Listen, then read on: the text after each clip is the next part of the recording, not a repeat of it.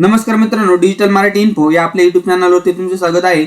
मित्रांनो, अखेर शेतकऱ्यांसाठी मोठी खुशखबर आली. पीएम किसान योजनेचा 16व्या हप्त्याची तारीख आता फिक्स झालेली आहे. किती तारखेला तुमच्या खात्यावर ही रक्कम जमा होणार आहे या संदर्भातील माहिती आपण जाणून घेणार आहोत. मित्रांनो, पीएम किसान योजनेमध्ये तुम्ही जर पात्र असाल तर हा 16वा हप्ता तुमच्या खात्यावर जमा होणार आहे. यासाठी केंद्र सरकारच्या माध्यमातून जे लाभार्थी पीएम किसान योजनेमध्ये पात्र आहेत अशा लाभार्थ्यांच्या खात्यावर पैसे जमा करण्यासाठी सार्वजनिकरित्या तारीख प्रकाशित करण्यात आलेली आहे.